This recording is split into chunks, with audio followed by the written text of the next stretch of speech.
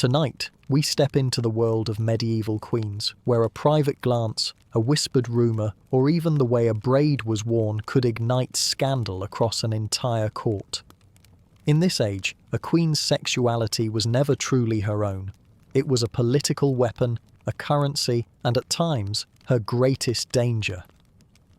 Before we begin, take a moment to like this video and subscribe, but only if you genuinely enjoy drifting through history's hidden truths with me. And I'd love to know in the comments, where are you watching from tonight, and what time is it where you are? It's always fascinating to see how far these stories travel.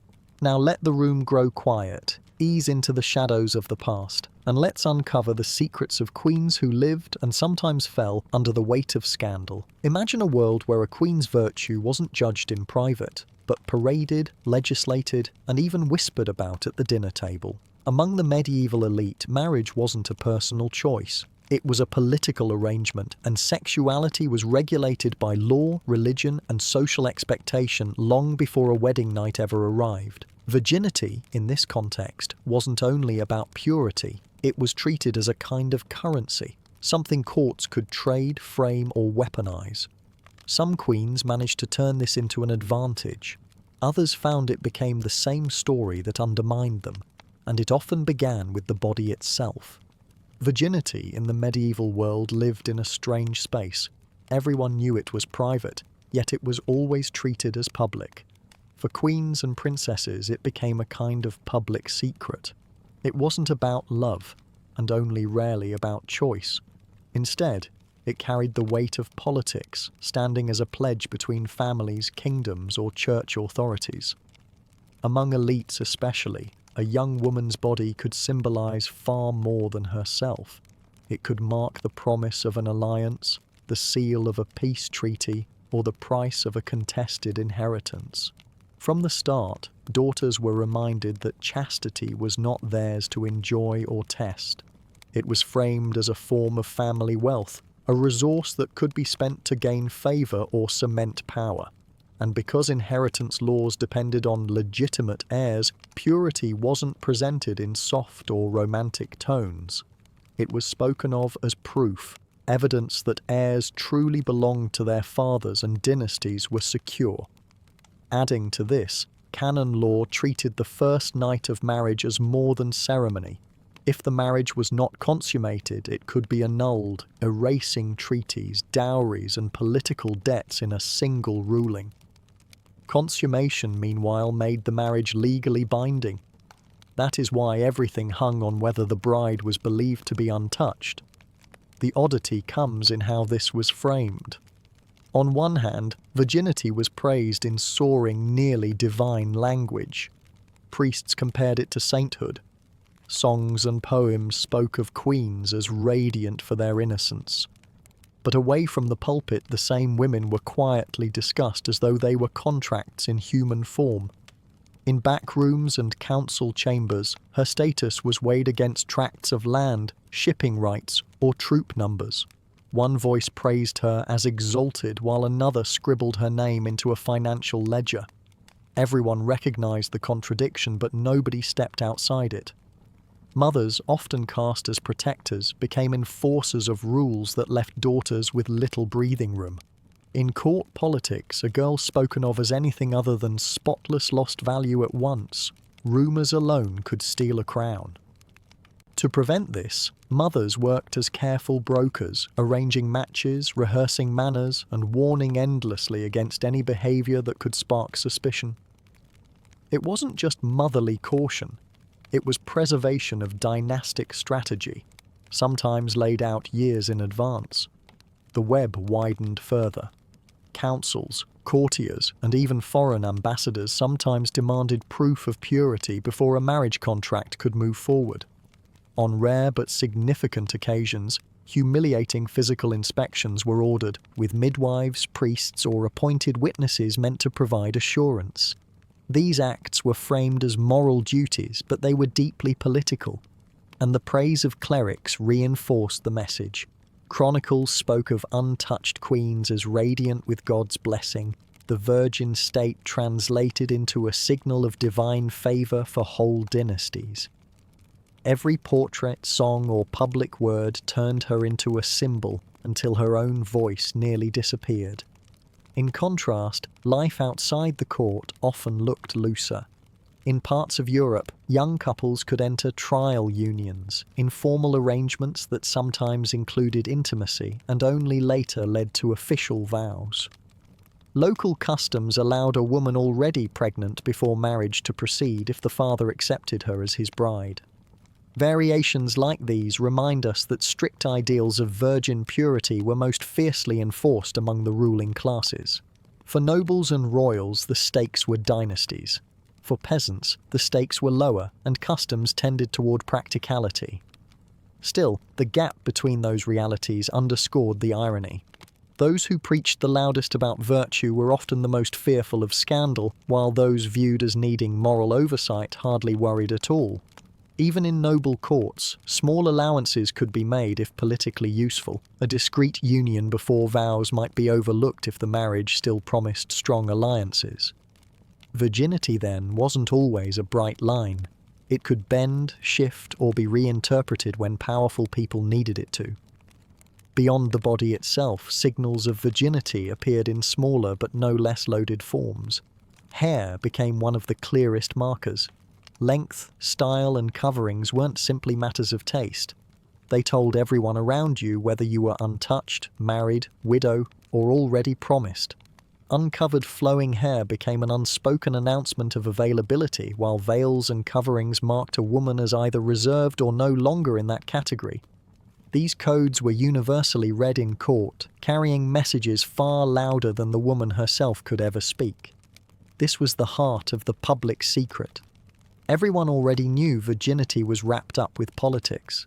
Everyone knew it mattered less to the woman herself than to the people orbiting her life. But because it was so public, it had to be managed carefully, shaped into rituals, woven into chronicles, and carried into ceremonies where queens resembled holy icons. It had to be enforced through gossip, confirmed by reputation, and displayed through subtle visual codes. Virginity was not hidden away. It was paraded, and so the story never really stopped at the body alone. It reached into habits, styles, silences, and gestures, every feature loaded with meaning. Even something as ordinary as how a queen wore her hair could spark whispers at court. One look could suggest innocence, another could hint at scandal, all without a word spoken. It is here, in these small signs, that appearance became inseparable from judgment.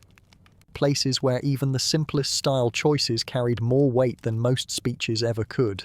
Hair might seem like a small detail, but in the world of medieval courts, it spoke volumes.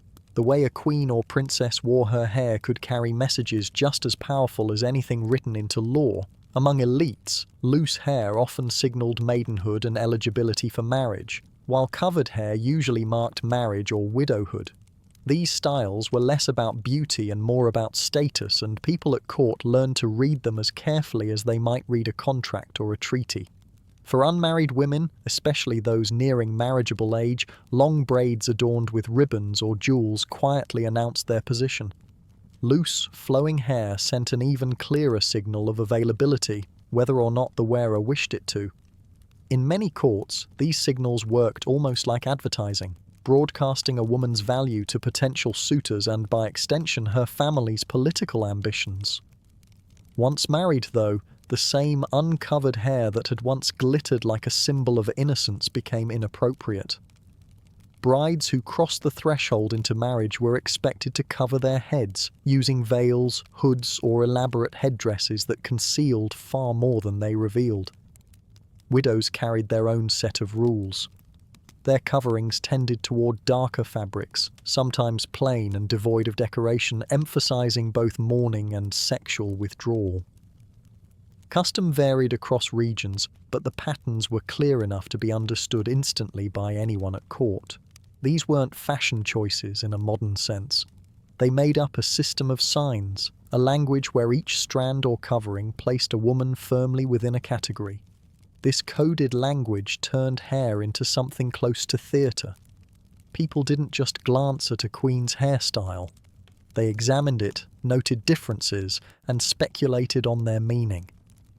If her hair was arranged in a way that didn't match her social stage, rumours could swirl. Was she suggesting remarrying soon? Was there a hidden lover in the background? Even small slips such as loose strands falling free could be exaggerated into markers of recklessness, reinforced by an audience eager to interpret. At feasts, processions, or even ordinary appearances, eyes followed details of style and covering more closely than words from the speaker's mouth. These interpretations went far beyond aesthetics. They often carried moral and religious overtones, since the church reinforced expectations about hair as part of its greater framework for chastity and obedience. Preachers compared uncovered hair on wives to Eve tempting Adam, while bridal hair on wedding days was celebrated as a pure, joyful offering. The same feature could be framed as virtue or temptation depending on the stage of life. This double standard was impossible to escape, and it made even the most personal decisions about grooming into matters of public significance.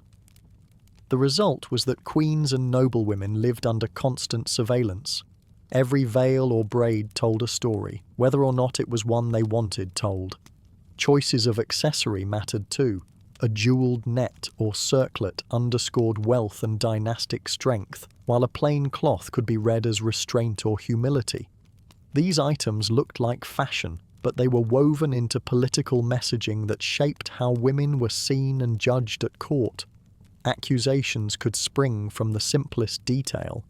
Rivals didn't need hard evidence to undermine a queen's reputation. They could point to her hair.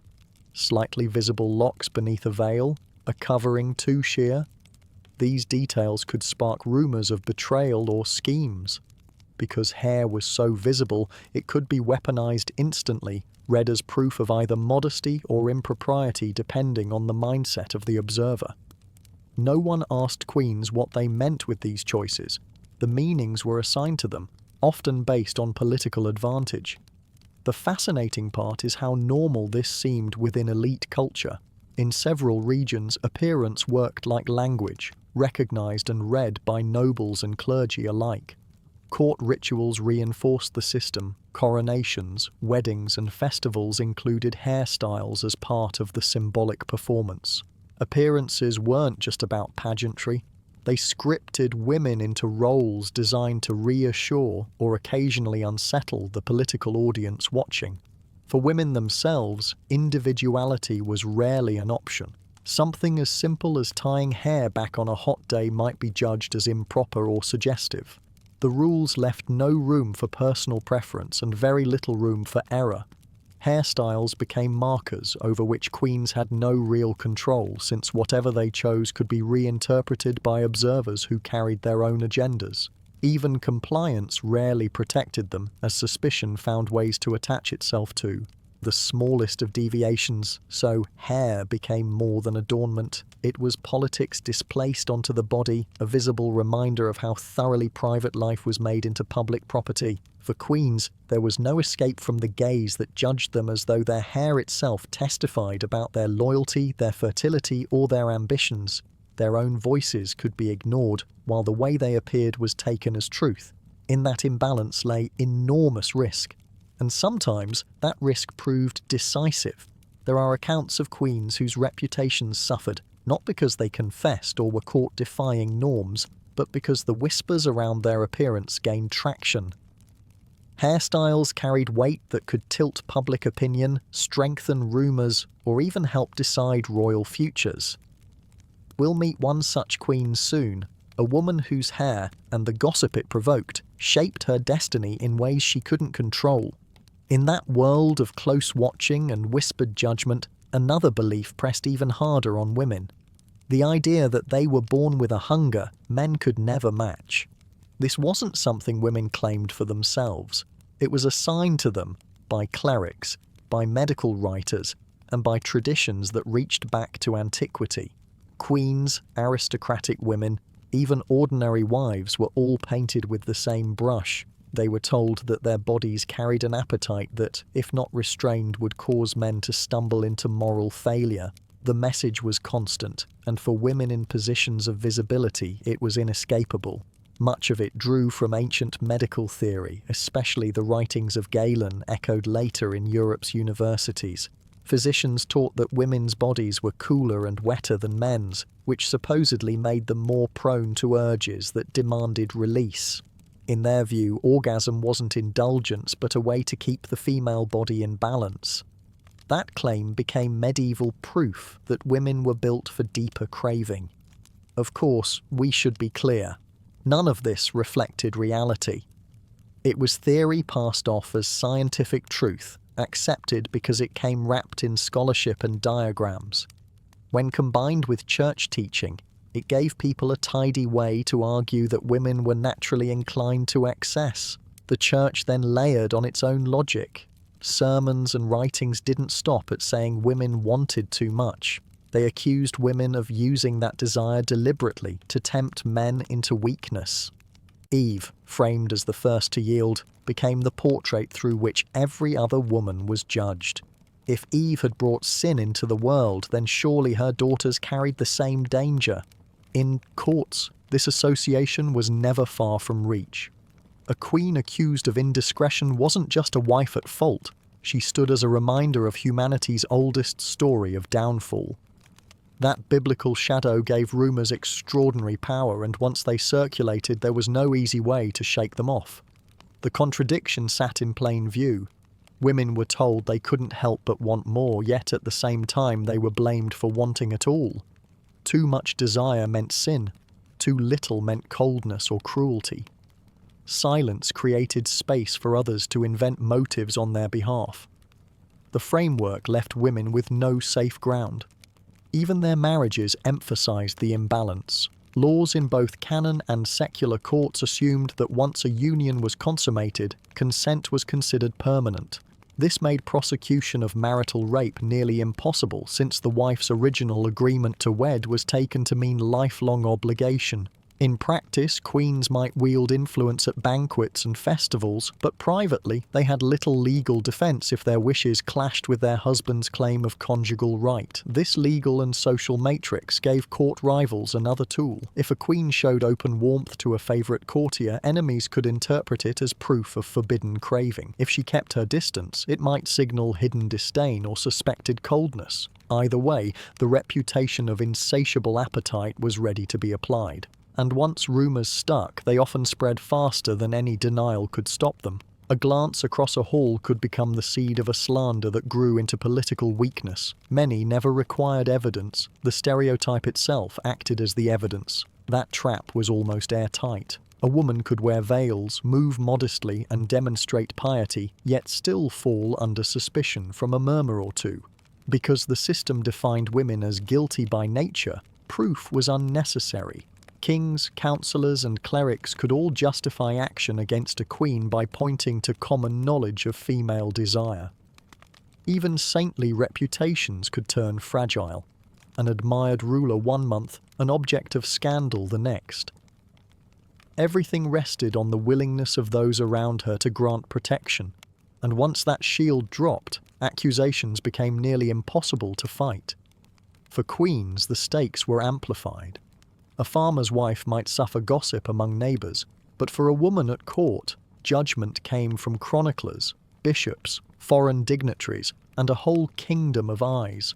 Her body symbolised not just her own choices, but the morality of her realm. If she was accused of weakness, people worried it meant God's order itself was under threat, or that dynastic purity couldn't be trusted.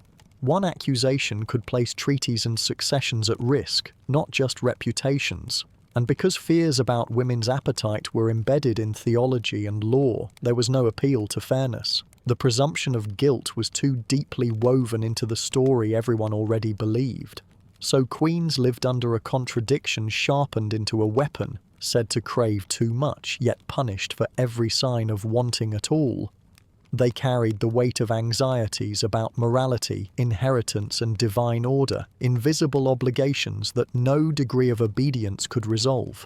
Their reputations were built less on what they did and more on what people felt women like them must be, always tempted, always dangerous, always in need of restraint. And yet, in some corners of medieval life, the framework looked different. Desire was something officials understood could not be erased, so they tried to manage it instead. So when rulers wanted to control sexuality across their towns, they sometimes turned to regulation rather than outright prohibition. Another way medieval societies tried to manage sexuality was by treating it almost like infrastructure, something to be organized, supervised, and put in the service of order. In many towns, prostitution wasn't simply tolerated, it was regulated. Brothels were not always tucked away in secrecy. In some places they were official, licensed spaces situated near gates, docks, or market squares where travelers passed through. They had established hours, often closed on holy days, and were taxed like other businesses. What might sound surprising to us now was, to city leaders, a straightforward solution. The reasoning behind this system came down to practicality. Authorities accepted that people would seek sex outside of marriage, even though church teaching condemned it. To avoid disruption of households or harassment of wives and daughters, councils presented prostitution as a lesser evil. The idea was simple: better to contain it in a defined space than let it spill unpredictably into homes, markets, or streets. Regulations reflected that view. Clothing rules, for instance, sometimes forced prostitutes to wear striped hoods or marked belts so their status was immediately visible. City ordinances went so far as to fix prices, locate brothels out of genteel neighborhoods, and ensure taxes reached the treasury. This was management, not approval. For towns, it served multiple purposes. A group of soldiers arriving at the gates could be directed to a brothel rather than roaming unrestrained in the streets. Travelers with money to spend could be guided into a place that profited the city directly. These establishments acted as a channeling device. They reduced the chances of violence, controlled spaces of desire, and gave councils revenue they otherwise lacked. Prostitutes themselves, however, bore the cost of the system. They were denied upward movement in society, excluded from respectable roles, and set apart by law. Their work came with physical danger and social stigma, but at least some legal protection existed, since their trade had an official standing. The logic rested less on morality than on preservation of hierarchy. By setting some women apart as fallen, towns could frame others, wives, daughters, and noble ladies, as securely pure by contrast. Queens and aristocrats benefited from this arrangement, though indirectly. Their distance from sex work reinforced their own reputations for sanctity. For city leaders, that separation was part of the civic fabric. The presence of sanctioned brothels gave people a ready contrast. Society could publicly rail against sexual sin while relying on its supervised existence to keep order. Church voices added to the contradiction. Preachers condemned the flesh from their pulpits, comparing prostitutes to shame and ruin. Yet the same communities quietly enforced rules about when brothels opened and how taxes were collected. Rather than spelling out the tension in lengthy moral terms, it's enough to notice how routine the split became. Sermons called it sin, councils called it policy. Prostitutes thus lived at the bottom of a carefully maintained structure.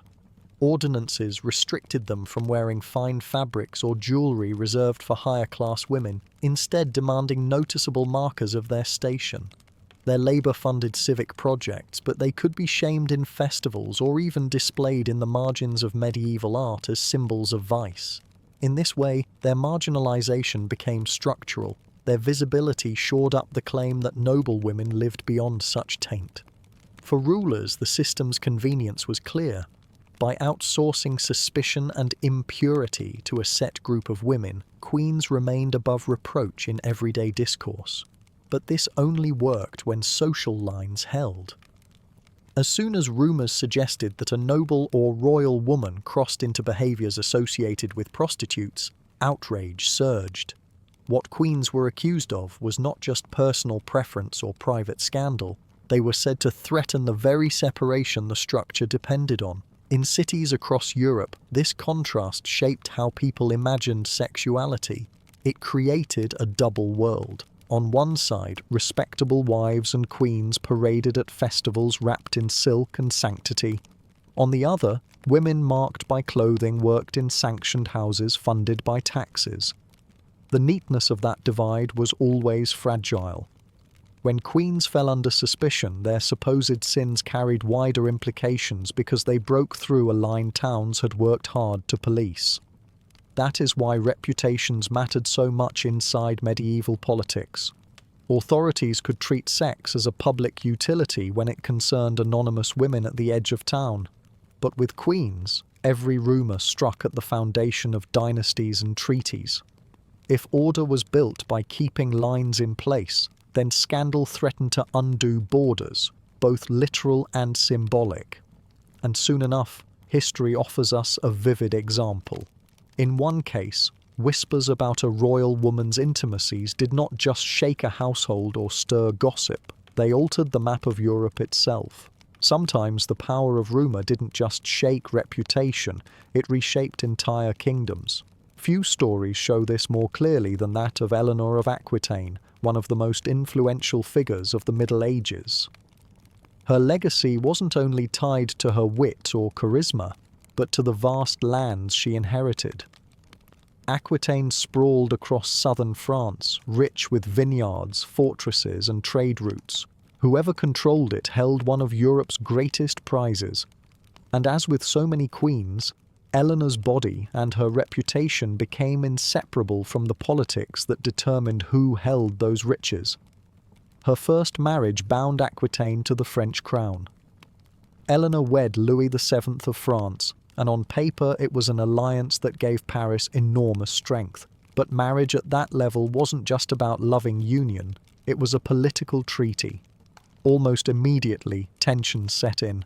Eleanor had a strong voice, sharp political instincts, and a confidence that unsettled a husband raised in monastic quiet. When she joined him on the Second Crusade, observers noted her unusual independence. She famously rode on horseback with her retinue while other women were conveyed by carts, and she engaged directly in political negotiations. Rumours soon spread that she was far too close to her uncle, Raymond of Antioch, a respected statesman. Historians today doubt those claims or at least question them as political slander, but contemporaries repeated them as though they were fact. For Louis, already uneasy, the whispers only deepened the rift. The marriage crumbled, and when it fell apart, the political foundation it rested on collapsed with it. Once the annulment was sealed, Aquitaine no longer belonged to France. In practical terms, it was like removing half of a kingdom overnight. Eleanor was suddenly free again, her lands intact, and her status transformed her into the most powerful widow in Europe. Suitors lined up, knowing union with her meant not only prestige but dominion over some of the richest soil on the continent. She didn't linger in indecision. Within weeks she remarried, this time to Henry, Duke of Normandy. He would shortly become Henry II of England.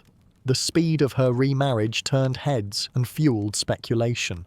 Some claimed she had been planning the union well before leaving Louis. There's no convincing evidence she betrayed her first husband, but perception mattered more than proof. Gossip painted her as calculating, restless, and already entangled with Henry, while still bound to the King of France. Those rumours only hardened the public image that clung to her for the rest of her life. Yet for her new husband, the prize outweighed the scandal.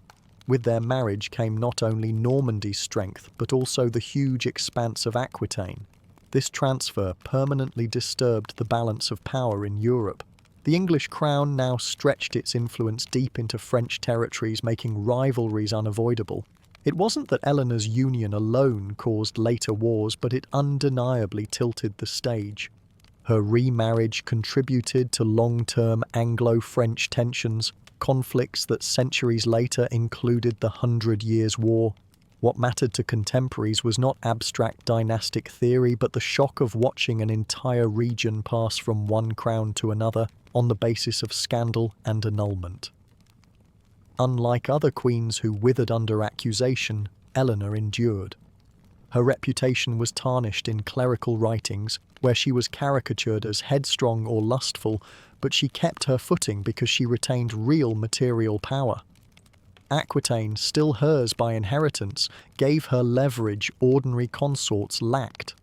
Land was resilience, and it allowed her not merely to survive reputational blows, but to reposition herself as an indispensable figure in both French and English politics. Without her estates, her critics might have shunted her into obscurity. With them, she remained too significant to erase. Her life with Henry II hardly marked a retreat. She gave birth to heirs who dominated England's throne, including Richard the Lionheart and King John. When she and Henry quarrelled, she did not vanish into obscurity or exile. She joined rebellions against him, was imprisoned, and later re-emerged as regent while her sons fought abroad. Few women of her time, or of any time, managed such a cycle of defeat, resurgence, and persistence.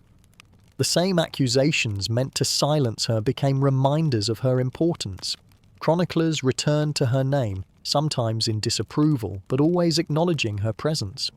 Meanwhile, other queens faced the same charges of lust or indiscretion and paid far heavier prices.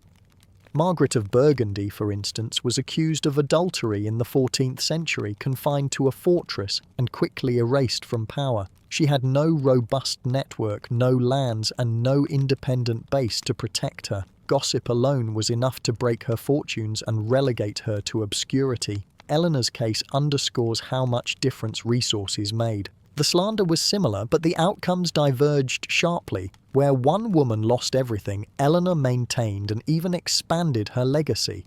So, what was scandal to her? Defeat or opportunity? In truth, it was both. The rumours of infidelity shaped her in the minds of clerics and chroniclers, distorting her reputation into caricature. Yet at the same time, they magnified her presence in history, ensuring she was remembered not as a nameless consort, but as a political actor whose influence endured across decades. Scandal narrowed her reputation but widened her legend. And that duality hints at a broader truth. For figures positioned at the top of power, even whispered accusations could never be fully separated from the fate of entire nations. Eleanor's story shows how a queen's private life could ripple outward into public consequences, where a marriage bed became political terrain as contested as any battlefield. But while she managed to bend those narratives to her own purposes, most did not. For many queens, the rumours that stained Eleanor's chronicles became theirs too, but instead of resilience, they found ruin waiting at the end of the whisper. Sometimes the crown itself wasn't the heaviest burden for a queen. It was the weight of what others chose to believe about her.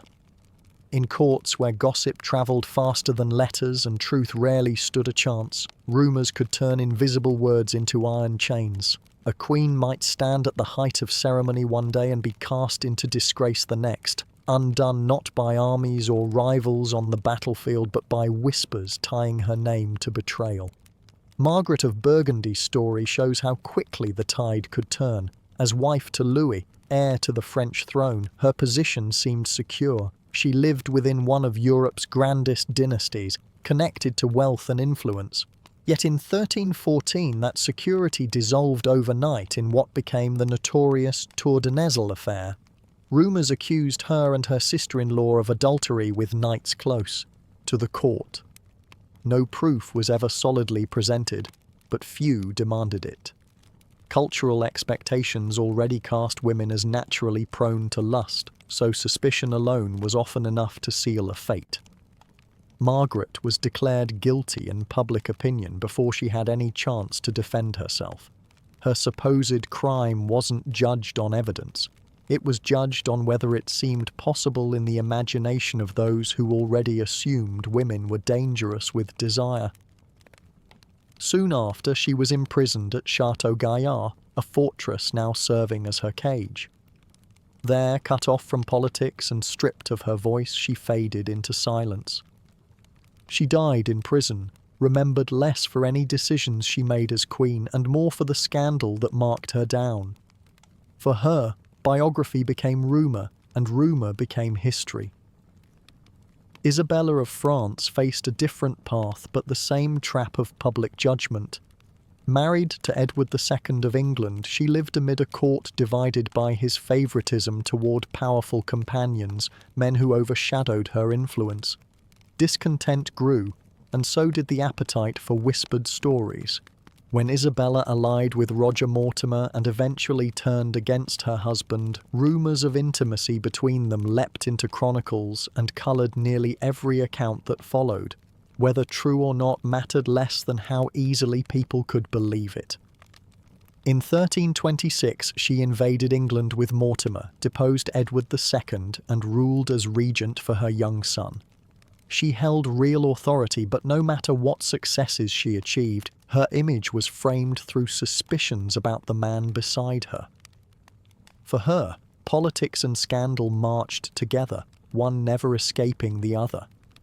These two cases weren't accidents of personality or chance. They reflect a cultural climate where tales of women's insatiability were assumed before they were proven. A queen accused of adultery wasn't just accused of a personal failing. Her scandal put succession into question, casting shadows on whether heirs were legitimate in the eyes of dynastic politics. The stakes of rumour spread far beyond a woman's private life. It carried the potential to unsettle kingdoms. That is why gossip became a weapon so effective, easier and cheaper than armies, yet capable of altering futures. Margaret and Isabella both show how fragile a queen's standing could be. Margaret lacked the leverage to resist and lost everything: her court, her freedom, even her remembrance. Isabella, by contrast, still had land, allies, and a son who could inherit the throne. That material base meant she could survive slander, even wield power in its shadow, though the stain of scandal never left. Her. The contrast between them shows how rumour alone wasn't always the final blow. It was whether a queen still had resources strong enough to endure after it landed. This was the battlefield no one could see, reputation itself. Rivals planted stories, clerics repeated them, and communities believed them because they fit familiar teachings. A woman's conduct in politics could be reduced overnight to a story about whom she did or didn't love. Queens lived in that trap daily, knowing that the wrong whisper could erase years of work. Some fell beneath it entirely, a few managed to twist it into a kind of reluctant power. But if marriage placed women beneath their husbands' shadows, the picture often shifted at a different stage of life. Where rumour pinned them down in one role, changing circumstances could sometimes loosen those constraints and open unexpected paths. For many queens, the moment came not in the height of their marriages, but after those marriages ended. Widowhood, with its mourning veils and new responsibilities, offered sudden room to act where little had existed before. For many queens, the moment their husbands died became a strange turning point. They stepped into a role the medieval world rarely imagined for them, one with unexpected freedom. A wife was bound by duty, her choices limited by obedience to her husband and his family. But as a widow, the same woman could suddenly direct estates, command revenues, and act in her own name. Mourning veils might suggest passivity from the outside, yet underneath them often stood a figure exercising influence that few had allowed her before. The key was law. Customary practice across Europe recognized the widow's right to a dower, a portion of land and income reserved for her upkeep.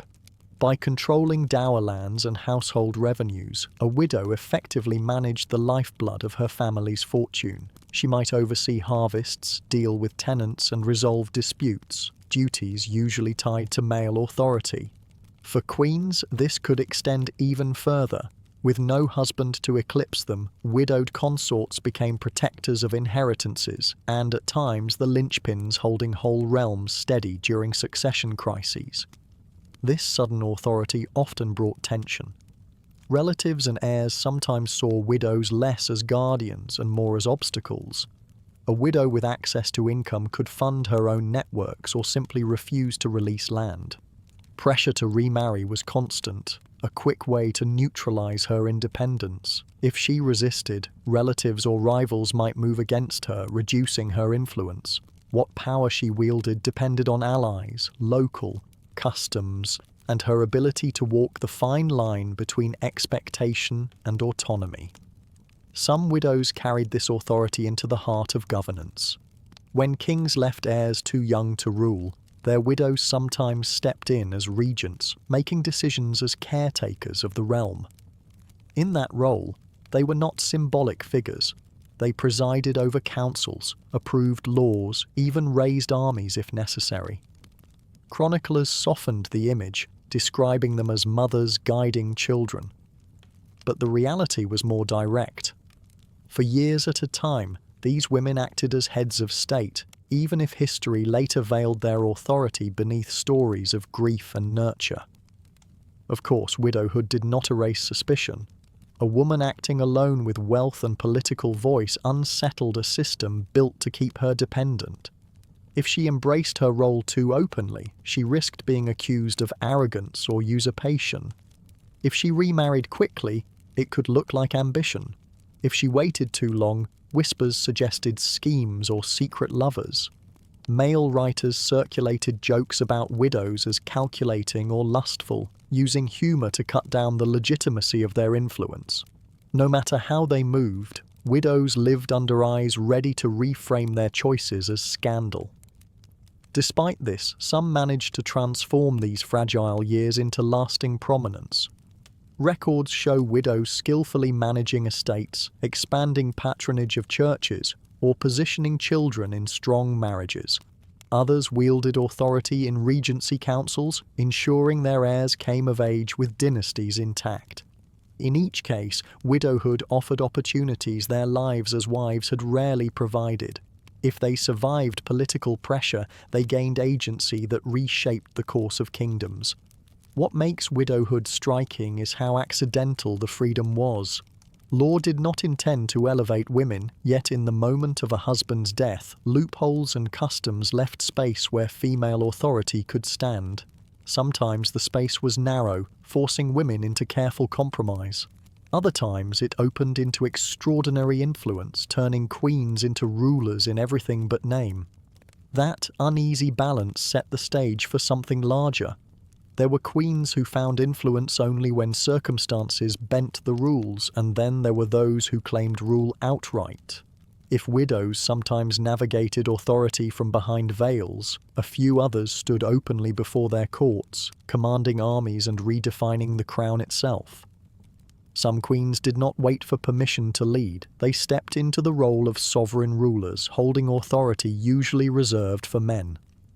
Two of the clearest examples are Wu Zetian in China and Tamar of Georgia, different in their settings and traditions, yet linked by the fact that they ruled directly, not as proxies or caretakers, but as leaders in their own right. Both faced criticism, both faced rumour, but neither let that define their reigns. Wu Zetian's rise was unprecedented. Living in a court that expected women to serve as consorts or mothers, she instead declared herself emperor in 690, the only woman in Chinese history to claim the title outright. Chroniclers hostile to her authority struggled to explain her success, so they turned to familiar tools: scandal, rumour, and accusations of sexual manipulation. Records accused her of seducing emperors, keeping lovers, and poisoning rivals. Yet many of those accusations reflected political attacks and later propaganda rather than straightforward proof. By framing her as a woman of unrestrained desire, detractors could cast her reign as unnatural. The contrast between the chronicles and her actual governance is striking. Where critics painted her as a temptress and criminal, Wu Zetian was in fact reorganizing state authority. She expanded the civil service exam system, opening paths for men from less aristocratic families to serve in government. She strengthened central administration and ensured her dynasty's grip remained stable for decades. Official histories derided her as an aberration, but the empire under her rule endured. A woman on the throne was unthinkable, so the chroniclers distorted her reign into something monstrous. Still, the bureaucracy she cultivated outlasted her critics, sustaining China beyond her lifetime. These painted images of corruption reveal more about the anxieties of her opponents than about Wu Zetian herself. If she had truly been as fragile or illegitimate as they claimed, her dynasty would have collapsed.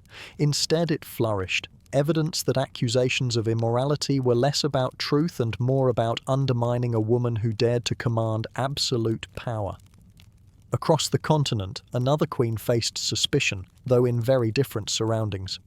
Tamar of Georgia ruled from 1184 to 1213, often remembered as presiding over Georgia's golden age. Unlike many queens who acted through husbands or regents, Tamar took command directly. She guided policy, managed the balance between nobles and church leaders, and oversaw military campaigns that expanded her kingdom's reach. Contemporaries praised the prosperity of her reign, but critics still reached for familiar ways to question her sovereignty. The collapse of her first marriage became a focal point for that criticism. Her husband, Yuri Bogolyubsky, openly challenged her authority, sparking rebellion. Instead of yielding, Tamar annulled the marriage, exiled him, and defeated his later armed attempts to reclaim power. Chronicles sometimes shifted credit to her commanders, but the decisions came from her.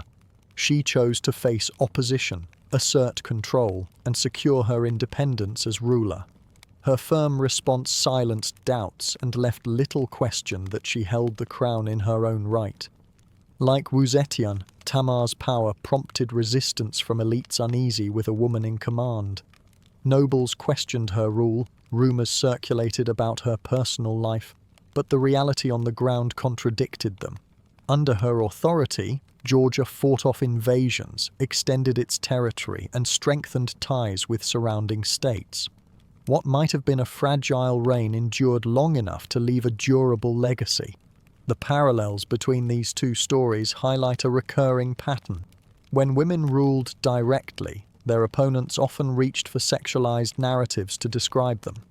In both cases, critics questioned legitimacy by framing female rule as unnatural, their authority reduced to tales of passion or scandal. Yet the motives behind those accusations differed across contexts. Imperial China, Christian Georgia, and their surrounding cultures each had their own anxieties.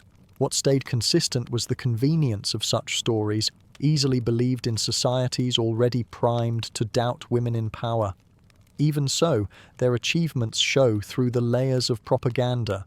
Wu Zetian reshaped governance in ways that gave new classes access to the imperial bureaucracy. Tamar protected and expanded her kingdom during a high point in Georgia's history. Both women remain vital figures not because of the rumors attached to them, but because of what their policies accomplished. Accusations and propaganda offered opponents an easy way to challenge them, but they also left traces that tell us how remarkable their reigns must have seemed at the time. Chroniclers felt threatened enough to embed scandal into their legacies, but the survival of records of practical achievements means the balance between rumor and reality continues to speak. Across cultures, accusation and propaganda were convenient tools to question female rule, yet the administrative achievements of these queens remain historically significant, which brings us to a different kind of court setting. Not one where armies march or dynasties are secured, but places where politics dressed itself in celebration. In those bright halls filled with music, feasts, and ritual, power and scandal often worked side by side. Holiday courts were never just celebrations. They were assembled stages where queens and kings oversaw rituals packed with meaning, and where everyone present watched for signals that could confirm or threaten alliances. To us, a feast might conjure comfort, but in the medieval world its meaning was layered, a display of ritual, hierarchy, and gossip. The actors in this theatre weren't telling stories, they were living them. Every seating chart, every goblet passed, every piece of bread offered was read as a sign of who stood inside the circle of power and who hovered at its edges. Seasonal festivals, especially around Christmas, carried long echoes of older traditions. Medieval people adapted parts of Roman Saturnalia's role reversals into Christian celebrations. visible in the Lord of Misrule, who briefly presided over feasting and foolishness on Twelfth Night. This blend of piety and inversion left the holiday courts charged with tension. They were meant to show harmony, but their crowded halls often brought simmering rivalries face to face. Wine, song, and license loosened restraints, even as the rituals demanded close observance of respect and rank. That contradiction made them some of the most fraught moments in the political calendar. Queens played an active role in this environment, not simply as companions to kings, but as orchestrators of loyalty. Gift-giving was one of their most visible tools. A piece of jewellery handed to one courtier and not another was not personal whim, but a signal understood instantly by everyone watching. The seating of guests carried similar weight. To sit close to the queen reflected favour, to sit distant implied loss of influence. These choices were noted, dissected, and discussed for months afterward. A queen could elevate her kin, strengthen alliances, or strategically exclude rivals simply by how she distributed presents and attention in the feast. Beyond seating and gifts, rituals added layers of meaning. The formal passing of the ceremonial cup could announce allegiance as clearly as a signature on parchment. A queen placing it in one man's hands while overlooking another transformed an ordinary action into a public endorsement. These gestures multiplied across an evening, each one magnified in an atmosphere where chroniclers and rivals alike tracked every move. Missteps lingered. What appeared minor in the moment returned as ammunition in later debates, trials, or stories. Festivals also opened the door for rumour. Part of this came from the atmosphere itself. Drinking eased tongues, laughter emboldened comments, and sudden moments of frivolity gave rise to gossip given half in jest and remembered as truth by dawn. A queen glanced toward a noble she happened to greet warmly, and the next day people whispered of secret attachments. A dance repeated too often with the same partner became evidence of hidden affection. Stories fed on the looseness of the occasion, travelling from feasting halls into chronicles where they hardened into permanent blemishes on reputation. One detail that deepened the tension was the presence of ritual foods and traditions with symbolic connotations. People remembered the centerpiece of the boar's head, sometimes served with ceremony as a token of abundance. They marked the greenery hung across halls or holly and mistletoe with echoes of fertility and continuity. These details gave colour and weight to the occasion, adding to the sense that gatherings held more than merriment. To step into such a hall was to step into a living map of alliances, layered with ritual and rumour alike. For queens, this was both risk and opportunity. As wives, they were cloaked by their husband's greater authority. As hostesses, they could act through subtler channels. A timely gift could secure stronger loyalties than speeches ever could. A careful smile offered in public might salvage an ailing alliance. At the same time, each gesture was monitored. A missed glance, a silent refusal to honour a guest could feed weeks of speculation. Even for the most careful queen, the openness of the setting heightened the chance of accusations she could not refute. With the whole hall watching, privacy was impossible. The danger was not only abstract. Some holiday gatherings became the backdrops for conspiracies or even violence. Rebellions were whispered over goblets while jesters performed to distract the crowd. Nobles bent their heads together while servants moved unseen, spreading fragments of conversation into corners of the feast. Chroniclers remembered rare but telling episodes when holiday feasts turned bloody, reminding everyone how thin the line between celebration and collapse could be. What's striking is how public joy and private suspicion meshed seamlessly together. Holiday courts required queens to wear two faces, the gracious hostess smiling at her guests while quietly marking who supported her, who betrayed her, and how reputations shifted from one toast to the next. Feasts that should have ended with laughter often lingered for years in the form of scandal, remembered not for music or ceremony, but for rumours attached to their queens. In this way, holiday rituals collapsed the private into the public.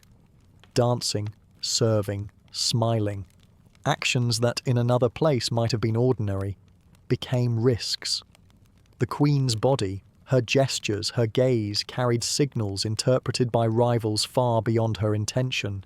Year after year, the 12 days of Christmas brought both ceremony and surveillance, always leaving behind stories that reshaped how she was judged. A performance of unity became a seedbed for suspicion. These gatherings remind us that queens lived in constant contradiction. Hospitality, ritual, and festivity shaped them into icons of joy and stability, yet the same circumstances made them targets for scandal. A gift could forge loyalty. A misplaced glance could spark ruin. Formal hierarchies became entangled with gossip, and gossip carried consequences deep into politics. And in those glittering halls, a single glance could become a scandal that lasted generations. Behind all the rituals and stories lies a pattern that shaped medieval queens more deeply than crowns or ceremonies. This was the paradox that defined their lives. Their sexuality was treated as their own, yet never truly belonged to them. 3 points stand out when we look back. First, virginity and sexual behavior were public, legal, and symbolic among elites. They were not private matters hidden in households. A young woman's virginity was advertised like a guarantee of alliance. Chastity could be praised in poetry, but it was also regulated in law courts, annulment cases, and even humiliating inspections. From hairstyle to wedding ritual, sexuality was built outward into public view, interpreted as proof of family honor or dynastic security. Second, accusations of misconduct were made believable by intellectual frameworks of the time. Medical traditions from Galen described women as naturally more lustful, while Christian teaching cast them as prone to temptation. With that assumption already laid down, almost any accusation could be stretched into something that sounded plausible. It was less about proof and more about how easily behavior could be read through this lens. Many charges were amplified because courts and clerics had incentives to interpret women's conduct not as ordinary human action but as political threats. A glance or gesture was rarely taken at face value. It could be inflated into a story that justified removing a queen from influence or reshaping a succession.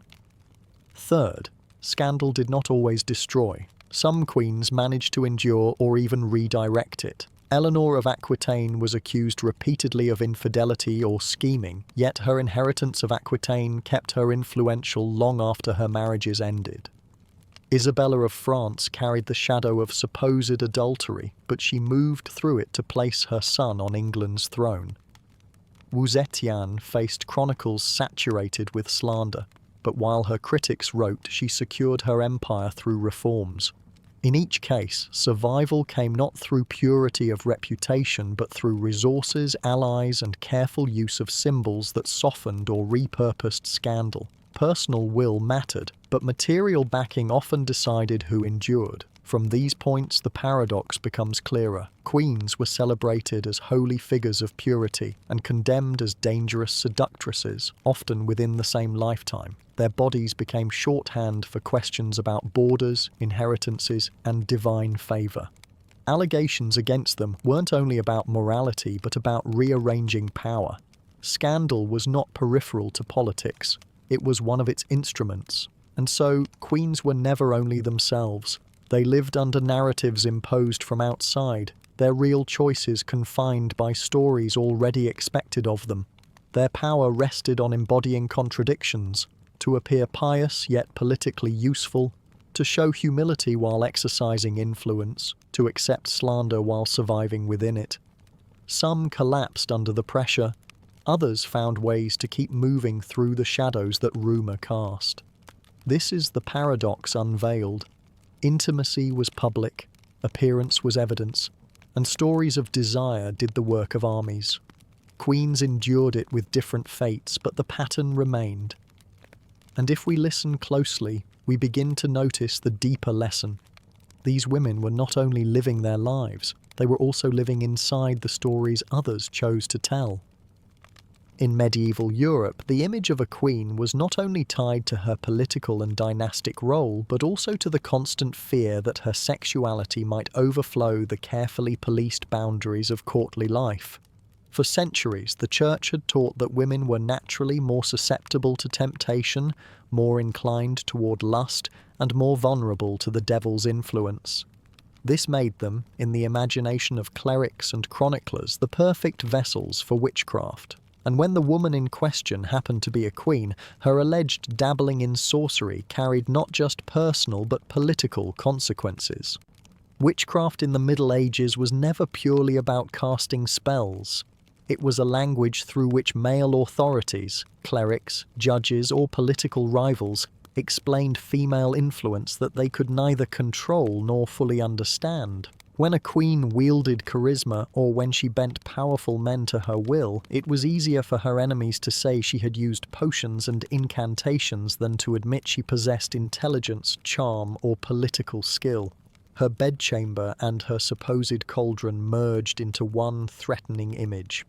Accusations of erotic sorcery were especially potent. Chroniclers whispered of queens who secured the devotion of kings by slipping them enchanted brews, or who sapped their vigor by nocturnal rites that drained their willpower.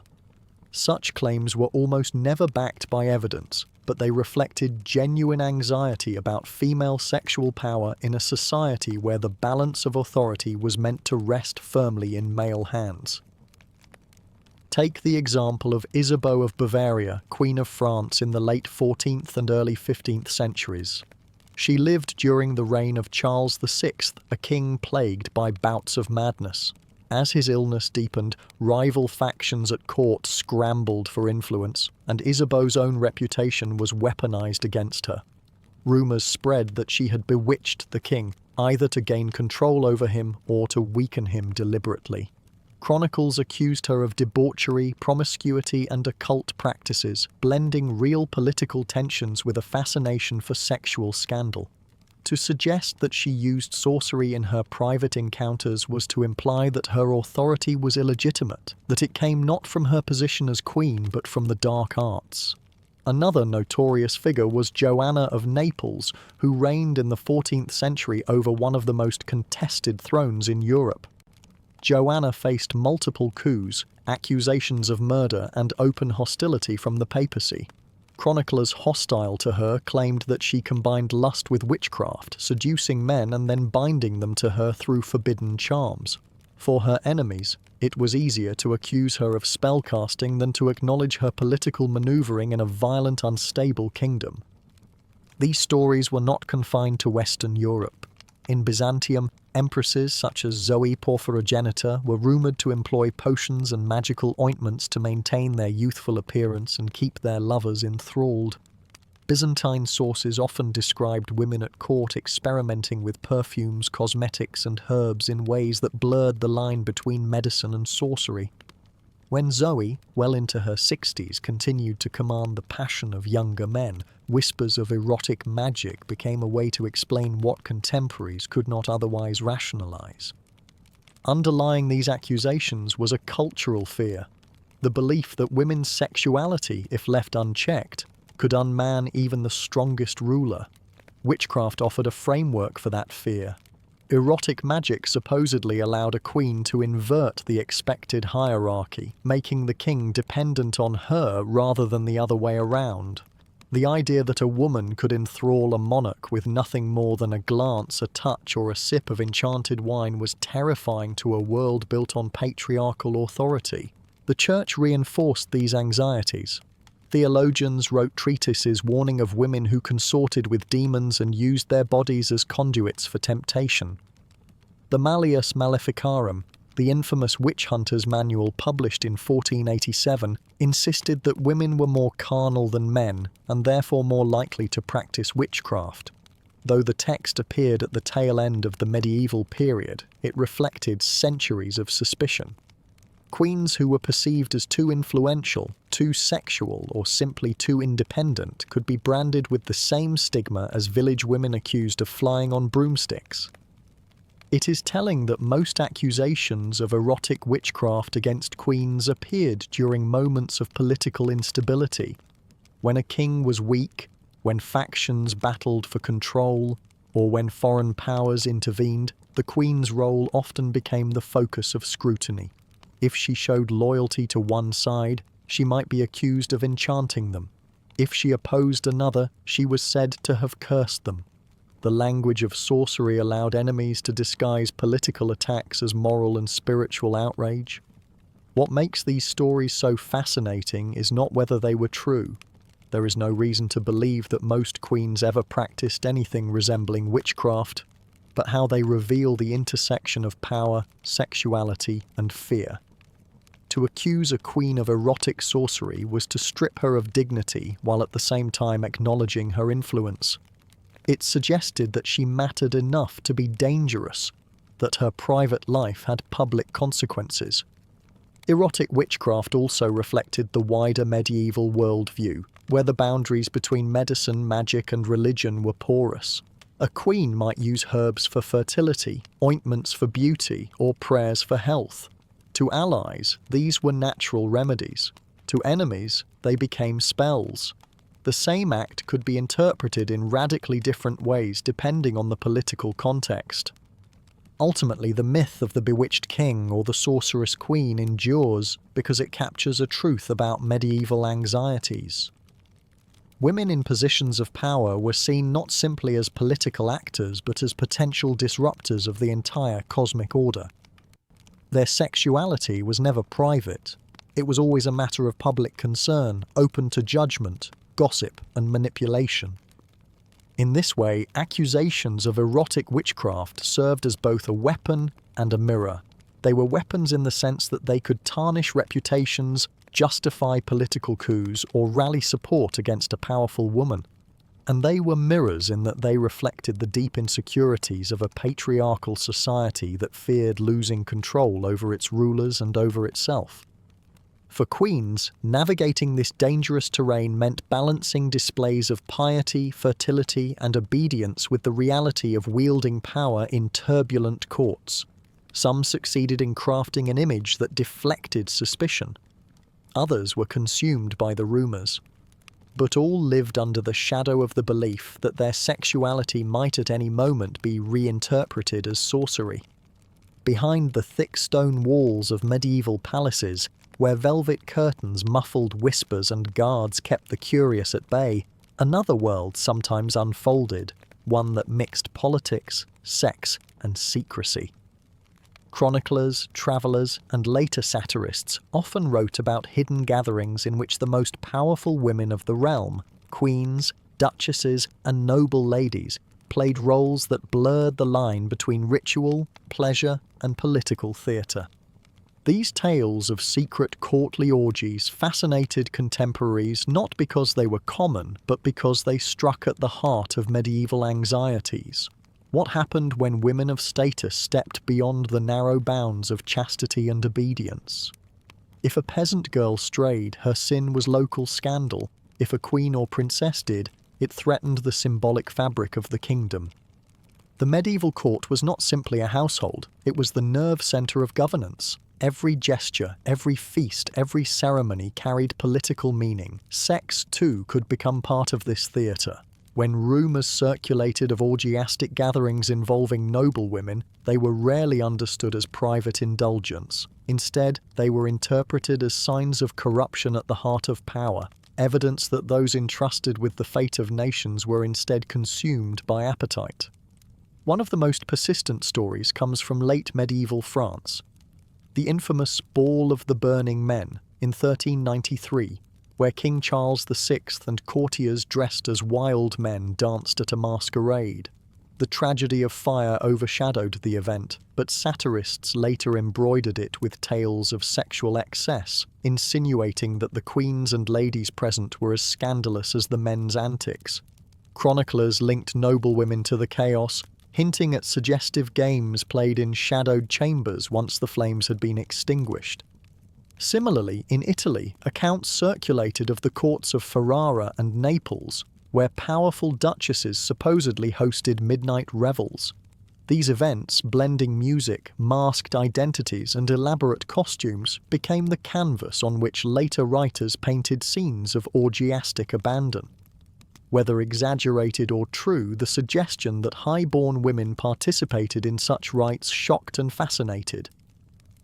Medieval thought often portrayed female sexuality as insatiable.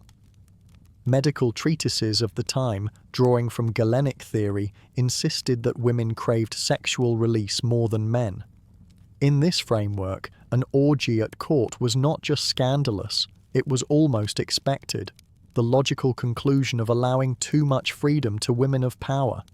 Queens accused of arranging or attending such events were cast as predators rather than victims. Their desire was seen as overwhelming, dragging others into sin. This narrative appears in the scandalous accusations levelled against Catherine the Great centuries later, though she was an early modern ruler, not a medieval one. Her story illustrates the persistence of this trope. When a powerful woman ruled, her sexuality was magnified into legend. What made these rumoured gatherings so effective as gossip was their secrecy. They were said to occur at night, in hidden rooms, behind locked doors. The lack of direct witnesses allowed the imagination to run wild. Servants, guards, or dismissed favourites might hint at what they had seen or heard, and the tale would grow in the retelling. The court of Eleanor of Aquitaine provides a vivid case.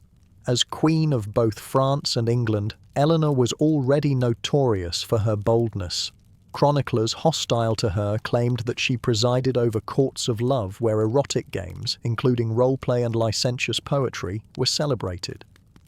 While modern historians doubt that these were actual orgies, the association of Eleanor with erotic festivity stuck. Her willingness to defy expectations, divorcing a king, accompanying crusades, commanding her sons in rebellion, made her a magnet for sexualized rumor. Some orgiastic tales even blended with religious parody. Chronicles describe feasts where noblewomen were said to eat and drink to excess, then turn the occasion into sexual play. These stories often echoed accusations later levelled against heretics like the Cathars or the Templars, who were claimed to hold secret rites of promiscuity. By attributing similar practices to queens and noblewomen, enemies painted them as not only immoral but sacrilegious. The fascination with such stories reveals how sex and power were inseparable in the medieval imagination. To imagine a queen in an orgy was to imagine the social hierarchy inverted, the woman dominating the stage, her body at once desired and feared, her authority expressed not through laws but through intimacy. Actual evidence of queens being punished for orchestrating such gatherings is scarce. What we find instead are reputational wounds. A queen might never be formally accused in court, but whispered rumours could alienate allies and embolden enemies. The charge of sexual excess was a political weapon, impossible to fully disprove, devastating once it spread. Consider Isabella of France, wife of Edward II of England. Known as the she-wolf of France, Isabella's political manoeuvring against her husband was entangled with charges of lust and moral corruption. Chroniclers accused her of promiscuity, suggesting she presided over lewd entertainments. The image of the scheming, sexually voracious queen was more powerful than any sober record of her political strategies. Were secret courtly orgies real? Probably not in the way they were described. But their power lay not in their factual truth, but in what they symbolized. They expressed male fears of losing control, fascination with forbidden female desire, and the conviction that sexual disorder mirrored political disorder. Every time a queen's enemies whispered of orgies, they were really whispering about the fragility of monarchy itself. If the queen could not control herself, how could she help govern a kingdom? If her bedchamber was chaotic, was it any wonder the realm fell into chaos? Even today, these tales shape how medieval queens are remembered. Eleanor of Aquitaine, Isabella of France, and Joanna of Naples remain shadowed by accusations of erotic excess.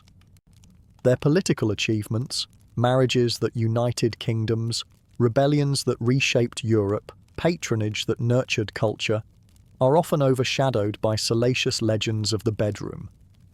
These legends remind us that medieval history is not just a record of battles and treaties, but also of whispered fears and fantasies. The imagined orgies of queens were not simply about sex. They were about the boundaries of power, the fragility of reputation, and the ways in which women who stepped beyond expectation were branded as dangerous. For the medieval court, the rumor of an orgy could be as destabilizing as an actual rebellion. And for queens, surviving such whispers required navigating a world where desire and politics were inseparable, and where the most intimate rumors could shape the fate of empires. When we think of medieval queens and noblewomen, the image is usually shaped by chronicles written by men, women defined by their marriages, their children, and their political alliances. Yet beneath this surface, the private lives of some women have left behind tantalizing hints of same-sex intimacy, relationships that challenged the rigid gender and sexual norms of their time. Though often buried under accusations of sin or scandal, these traces reveal how female desire could operate in spaces both hidden and political. Medieval society placed women in segregated spaces, convents, chambers, and the inner circles of palaces. These environments, where women lived closely together, created conditions for deep bonds to form. In monasteries, letters and poems occasionally speak of passionate attachment between women, couched in the language of spiritual friendship but with undertones of longing. At royal courts, the same dynamic could play out. Queens were surrounded by ladies-in-waiting, personal attendants, and noble companions. In such environments, emotional intimacy sometimes spilled into physical intimacy. Chroniclers occasionally recorded rumors of unnatural love between women of high rank, not always to condemn but often to titillate or scandalize. One of the most infamous examples comes from Joanna of Naples in the 14th century. Though her political marriages defined her rule, hostile accounts from her enemies accused her of preferring the company of women. Whether or not these rumors reflected truth, they demonstrate how same-sex desire was understood at the time, as both a weapon of slander and a possibility that lurked in court life. Unlike heterosexual affairs, which could at least produce heirs or alliances, lesbian relationships were seen as doubly threatening. They defied both marital duty and the assumption that women's sexuality existed only for men. A queen accused of intimacy with her attendants risked being portrayed as abandoning her role as wife, mother, and symbol of dynastic continuity. This made such accusations powerful tools. If a ruler's enemies wanted to destabilize her, they could whisper not merely of adultery but of unnatural practices. Such charges painted her as unfit for the order of Christian society. In some cases, this rhetoric drew upon biblical imagery, equating female-female intimacy with Sodom and moral corruption. Interestingly, traces of lesbian desire also appear in medieval literature. Troubadour poetry, written in the courts of southern France where Eleanor of Aquitaine held sway, occasionally featured verses celebrating love between women. Later, in Renaissance Italy, Boccaccio and others hinted at such relationships in their stories of courtly intrigue. These works often blurred lines between reality and fantasy. They reflected not only the possibility of intimacy between women but also male fascination with it. When chroniclers recorded tales of queens or noblewomen indulging in same-sex affairs, they were often as interested in titillating their audiences as in recording events.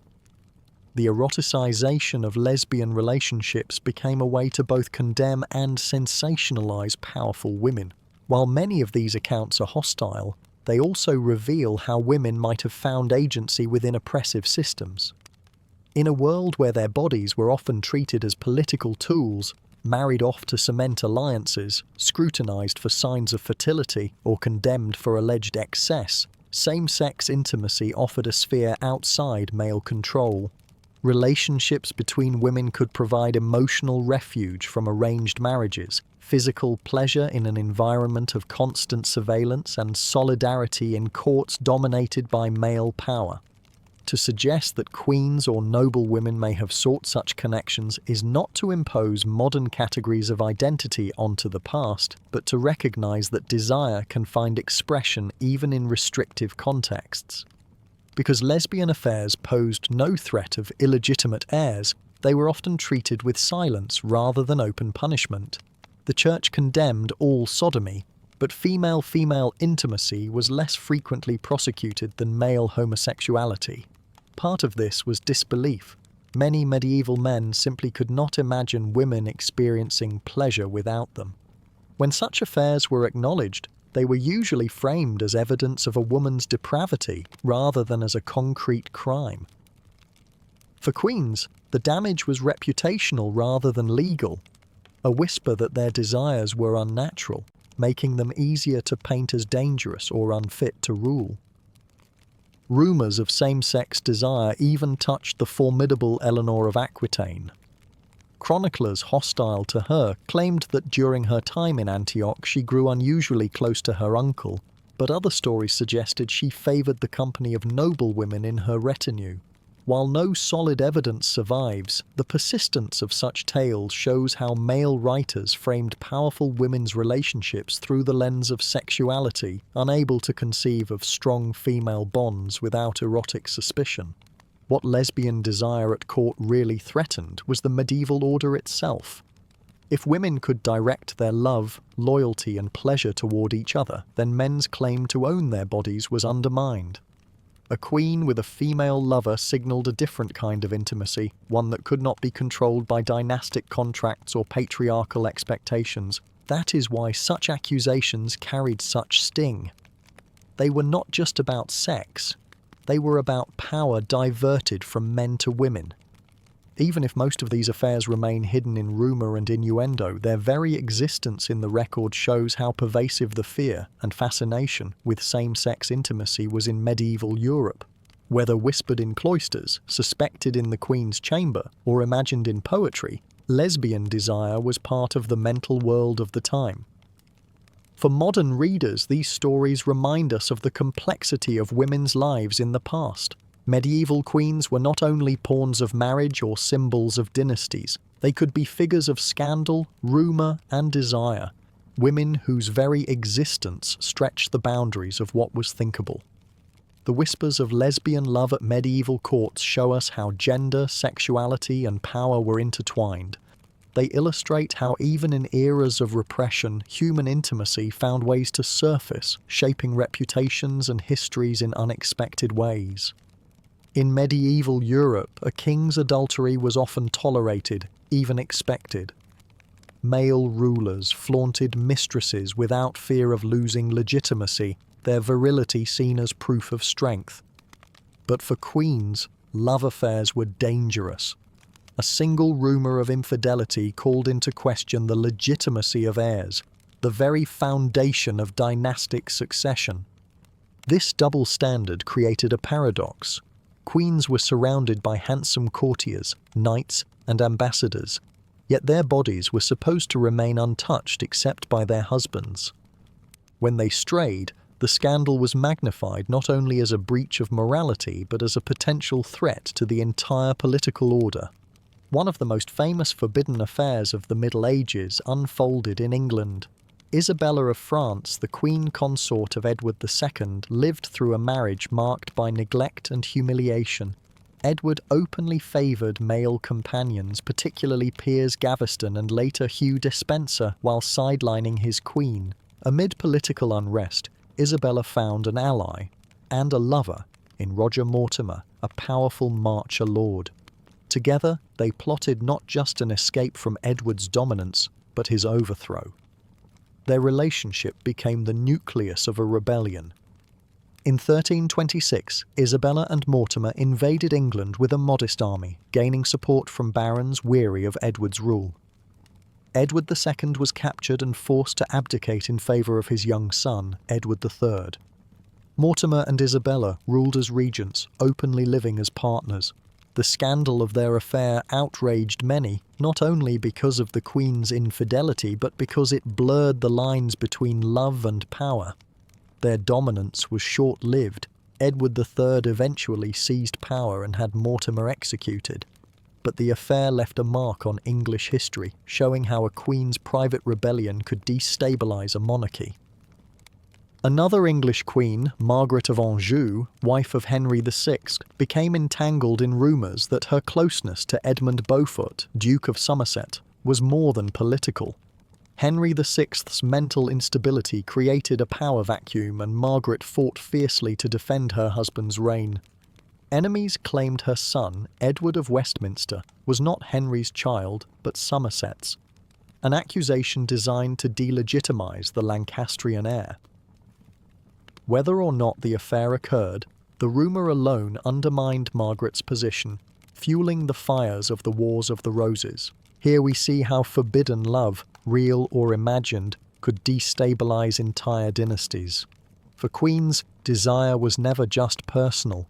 It could become a weapon wielded by enemies, reshaping the fate of kingdoms.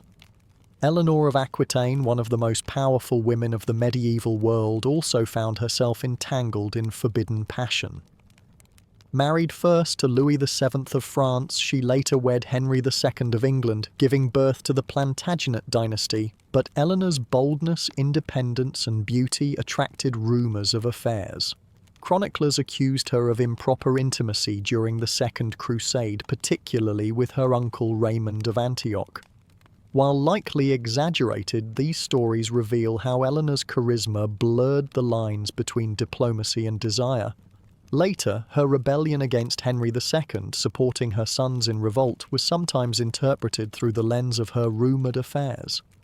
Whether she truly had lovers or not, the suspicion alone reinforced her image as dangerously uncontrollable, a queen whose personal passions could topple kings. In Scandinavia, queens were not immune to forbidden love either. Christina of Denmark, though later in the Renaissance, inherited the legacy of medieval scandal when widowed young. She resisted political remarriage and became known for her wit, famously declining Henry VIII of England's proposal by saying she would rather have 2 heads than only one.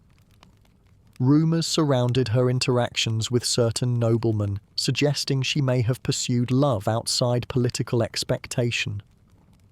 Though less documented than in England or France, such whispers were enough to complicate alliances and fuel gossip across courts. Forbidden love affairs were not always genuine passions. Sometimes they were invented, spread as political weapons to destroy queens' reputations. A queen accused of adultery could be painted as unchaste, her children illegitimate, her very presence on the throne a scandal. This tactic was used against queens across Europe. The mere suggestion of an affair could be enough to destabilise a dynasty. Unlike kings who thrived on their mistress's visibility, queens were shackled by the expectation of purity. For the women themselves, the price of love could be catastrophic. Queens caught in genuine affairs faced imprisonment, exile, or even death. Noblewomen accused of intimacy with the wrong man could be shamed, stripped of titles, or forced into convents. But for some, like Isabella of France, passion and politics fused into revolution. In those rare cases, forbidden love did not only ruin reputations, it redefined power itself. The stories of these forbidden affairs remind us that queens were not passive figures. They had desires, frustrations, and ambitions. When they pursued love outside the bounds of their marriages, the shockwaves reached far beyond the bedroom.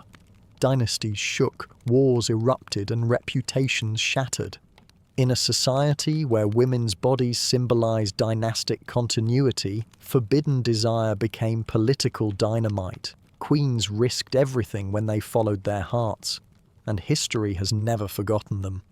When we imagine medieval courts, we often picture solemn ceremonies, tournaments, and religious rituals.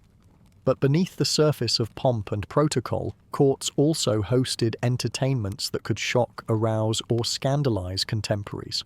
Far from being merely private indulgence, these spectacles often unfolded before dozens, even hundreds, of witnesses, blurring the line between celebration and seduction.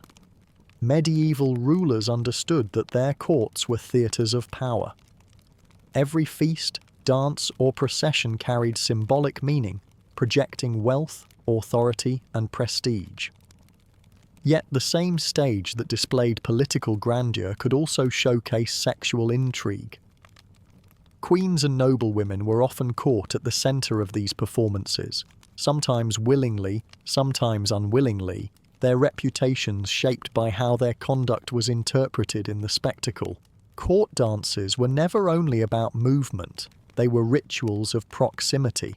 Partners exchanged glances, brushed hands, or whispered under the cover of music. Some chroniclers suggest that noblewomen used dance as a coded language of desire, a way to test boundaries within an environment where every touch was observed. Masks, elaborate performances with costumes, disguises, and allegorical themes often allowed courtiers to assume roles they could not otherwise play. Men appeared as gods of love, women as mythological seductresses. The anonymity of masks created room for flirtation and scandal. A queen who lingered too long in conversation with a masked knight might spark rumours of forbidden attraction even if the encounter was innocent. In certain courts, allegorical plays performed during banquets contained thinly veiled references to the host's own private affairs. A drama about a goddess betrayed by her husband could be interpreted as commentary on the queen's marriage. A tale of a knight stealing away a lady could fuel gossip about real relationships simmering behind palace walls. Banquets were the most public stage for royal life, and they frequently mixed food, drink, and spectacle in ways that pushed the limits of propriety. Accounts survive of feasts where dancers performed nearly nude, where symbolic foods were shaped into erotic forms, or where fools mocked queens with suggestive humour. One infamous example comes from the court of Philip the Good of Burgundy, whose lavish banquets included theatrical displays of such extravagance that guests described them as bordering on indecent. During one, a young noblewoman appeared on a mechanical whale that opened to reveal her nearly unclothed, representing a sea goddess emerging from the depths. Though framed as allegory, the shock of the scene lay in its obvious sensuality. Queens, too, sometimes staged spectacles of their own. In certain instances, noblewomen hosted private entertainments for trusted circles, where songs, poetry, and dances carried themes of love and desire too bold for public ritual. These occasions, whispered about in chronicles, helped fuel the image of courts as places of secret indulgence. Perhaps no queen better embodied the fusion of spectacle and scandal than Joanna I of Naples. Known for her charisma and boldness, she cultivated a court where entertainments were extravagant and suggestive. Chroniclers hostile to her rule claimed she staged feasts where courtiers exchanged partners in dances that bordered on the indecent, and where she openly favoured young lovers among the knights. Whether exaggerated or not, these descriptions reveal how entertainments became linked with a queen's sexual reputation. For Joanna, the accusation of indulgence undermined her authority, fueling opposition among conservative factions. Yet for her supporters, the same acts projected vitality and defiance, proof of her refusal to conform to restrictive gender norms. In some courts, entertainments even took the form of staged trials. A nobleman might be accused of loving a lady too boldly, and the lady herself called to testify. These performances, though meant as jokes, often exposed the fragile boundaries between play and reality. For queens, participation was fraught with risk. To laugh at a suggestive accusation could be read as tacit admission. To refuse could brand her cold or prideful. Such spectacles created opportunities for rivals to interpret every gesture as evidence of hidden desires. One of the most controversial aspects of medieval court entertainment was its blending of sacred and profane themes. During carnival or festive seasons, queens sometimes joined in rituals where traditional hierarchies were inverted. Servants mocked nobles, women dressed as men, and priests performed parodies of mass. These moments of reversal allowed normally suppressed desires to surface. Chroniclers described queens laughing at bawdy jokes or taking part in masquerades that mocked clerical celibacy. Critics later used these accounts as proof of irreverence, painting queens as not only sexually indulgent but also morally corrupt. To modern eyes, these entertainments may look like harmless fun or exaggerated rumour. But in a world where a queen's honour symbolised dynastic legitimacy, even small breaches of decorum could have massive consequences. If a queen seemed too comfortable in sexually charged performances, enemies could argue she endangered the moral foundation of the court. If she resisted or appeared prudish, she risked alienating courtiers who thrived on playful indulgence. The balance was delicate, and queens walked it constantly. As with love affairs, scandalous entertainments were often politicized. A rival faction could whisper that a queen laughed too freely at an obscene masque, or that she danced too closely with a favored knight. These stories, repeated in taverns and chronicles, grew into reputations that sometimes lasted centuries. Even when queens had little control over the spectacles staged in their courts, they bore the burden of association. Their very presence, their reactions, gestures, and expressions became evidence of either virtue or vice in the eyes of contemporaries. Ultimately, court entertainments reveal how queens lived on a stage where nothing was truly private. Dances, feasts, masks, and spectacles all carried meanings that could be twisted into scandal. Sexuality was not confined to the bedroom. It was embedded in the rituals of courtly life itself. For queens labelled perverted by their enemies, the spectacle of entertainment became another arena where their reputations were built, attacked, and remembered. These moments remind us that medieval courts were not only places of solemn ritual, but also spaces where desire and politics danced together under the flicker of candlelight. Medieval queens rarely stood alone. They lived surrounded by noblewomen, mistresses, princesses, and ambitious ladies-in-waiting, each with her own agenda, alliances, and hidden influence. Within these tight circles, rivalries often brewed, sometimes quietly, sometimes openly, and often in ways that reshaped politics as much as battlefields and treaties did. Sexuality, reputation, and whispers of scandal became powerful weapons in these struggles. In the medieval imagination, wars were fought with swords, but within the palace walls they were fought with glances, rumours, and alliances. A queen who enjoyed her husband's trust could wield enormous influence, but her rivals, mistresses, ambitious noblewomen, or even her own stepdaughters, might try to undermine that trust by portraying her as too indulgent, too sensual, or too scandalous to deserve the throne beside him. In these rivalries, sexual rumour became the sharpest blade. A suggestion that the queen had taken a lover, even without proof, could destabilise her authority.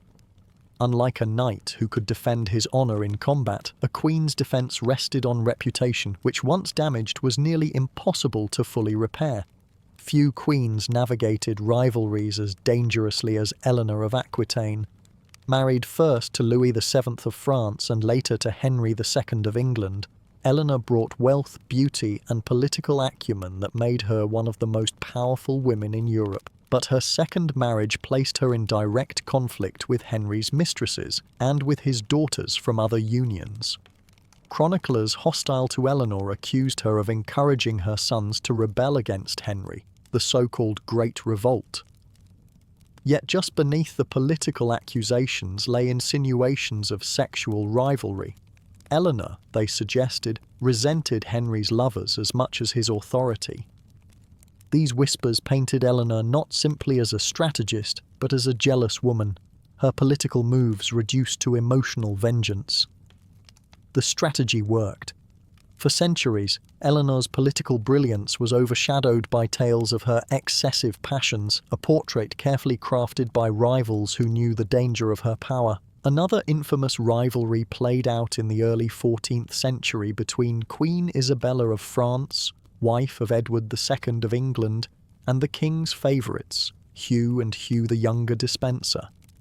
Edward's obsession with the Despensers, particularly the younger Hugh, sparked rumours not only of political favouritism but of sexual intimacy. For Isabella, the humiliation was acute. Chroniclers described her as displaced in her own court, treated with coldness while the Despensers enjoyed Edward's affection and gifts. Isabella responded with quiet but dangerous precision.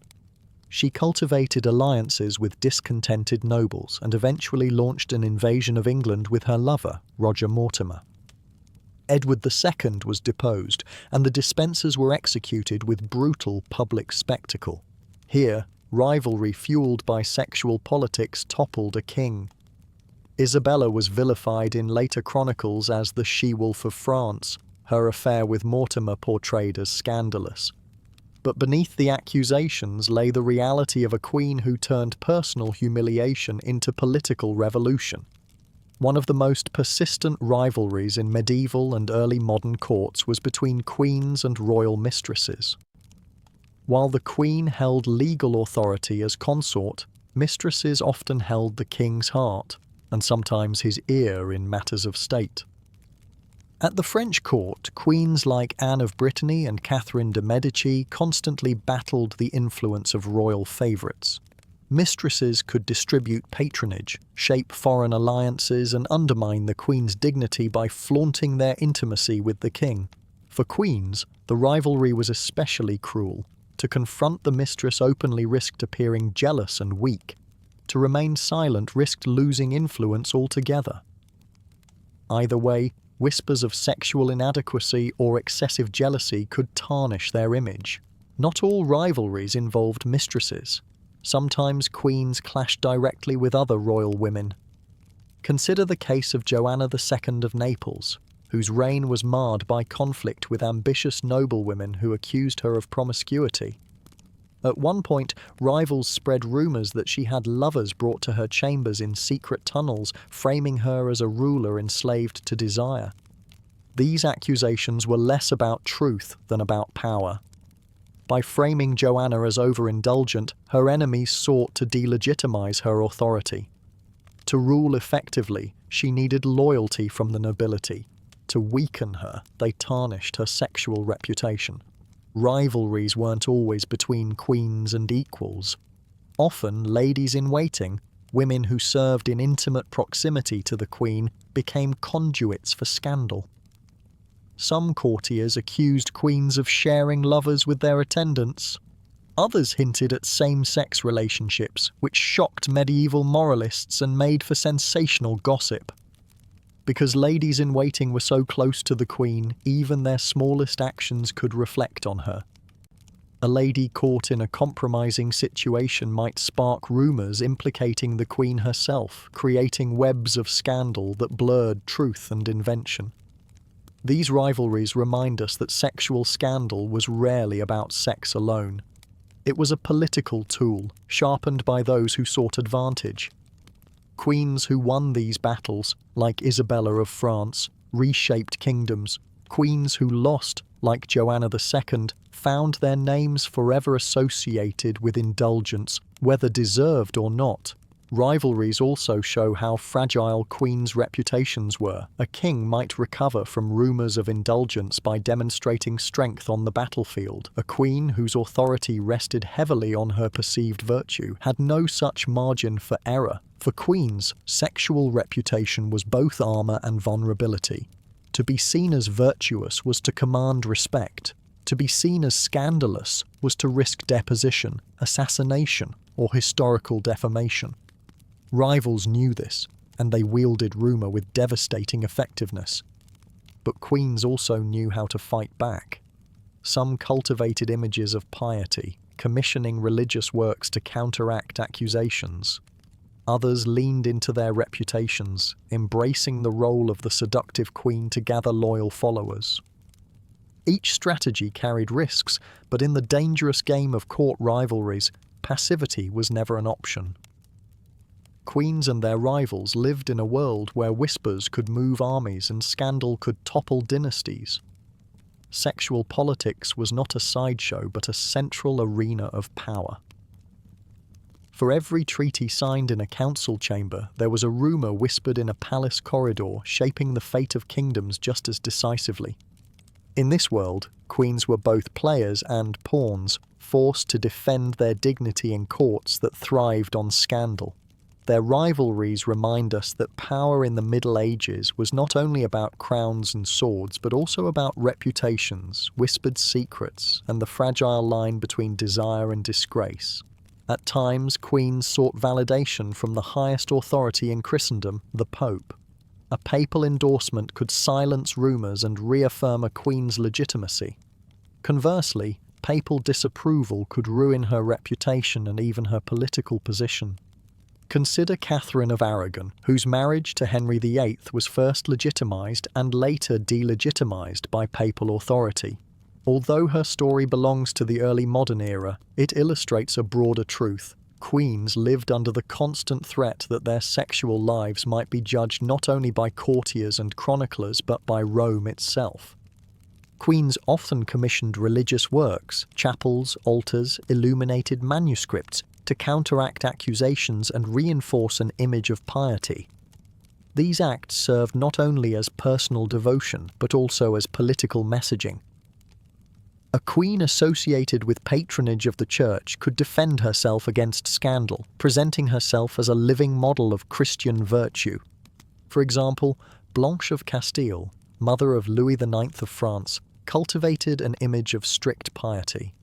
By aligning herself closely with the church, she avoided the sexual scandals that plagued other queens and instead was remembered as a moral guide for her saintly son. Yet not all queens were so fortunate. Religious authorities could become political enemies, condemning queens whose actions clashed with ecclesiastical interests. One stark example is Isabella of Angoulême, wife of King John of England. Chroniclers, many of them clerics, accused her of promiscuity and infidelity. Though much of this was politically motivated, the Church's role in recording and transmitting such claims ensured that Isabella's reputation was tarnished for centuries. The Church's influence meant that queens were often remembered in stark binaries: saint or sinner, Virgin Mary or Eve. Few were granted the complexity afforded to male rulers. A queen who managed to align herself with religious ideals could be celebrated as a paragon of virtue, like Margaret of Scotland, canonised for her piety and charity. A queen who strayed, or who was rumoured to stray, risked eternal branding as corrupt, no matter her political achievements. Religious authorities did more than police behaviour in their own time. They shaped how queens were remembered. Chroniclers in monasteries and cathedral schools wrote the histories that would define queens' reputations for centuries. If a queen had enemies within the church, those enemies had the power to immortalise her in scandal. This explains why queens like Eleanor of Aquitaine, Isabella of France, and Joanna II of Naples remain associated with sexual intrigue, while others, equally flawed, faded into obscurity. Their reputations were not simply products of their actions, but of the Church's decision to highlight or condemn them. For medieval queens, sexuality was never purely personal. It was theological, political, and symbolic. The Church's judgment determined whether a queen was remembered as virtuous or scandalous, as a guiding hand of kings, or as a dangerous Eve leading them astray. This constant scrutiny made queens vulnerable to rivals, chroniclers, and even their own confessors. Their private lives became public theology, and their reputations were measured not only by their courts but by the weight of the cross. The Church's power to shape morality meant that queens' sexuality was never fully their own. It was interpreted, judged, and often weaponized, a reminder that in medieval Europe, faith and power were inseparable, and that queens lived at the fragile intersection of desire, politics, and divine judgment. The accusations were not limited to Western Europe. In Byzantium, Empress Zoe Porphyrogenita, who ruled in the 11th century, was rumoured to use magical potions to maintain her youthful appearance and attract lovers. Byzantine culture, deeply influenced by both Christian and older pagan traditions, often framed powerful women as dangerous seductresses wielding charms. While Zoe wielded real political authority, her reputation was repeatedly undercut by claims that her influence derived from sorcery rather than from legitimate imperial power. In this way, gendered suspicion intersected with the politics of the supernatural, casting doubt on her rightful place in governance. scandal was never really about truth. It was about power. Queens' private lives became public instruments, their reputations molded and used as tools in struggles for influence. What seemed like stories about morality were often strategies for control, and a glance, a gesture, or a rumor could unravel entire alliances. If this interested you, consider liking and subscribing. It helps quietly keep these explorations going. And carry this question with you: who benefits when stories about bodies become public property? Let these stories rest now. History reminds us how power shaped even the most private parts of life.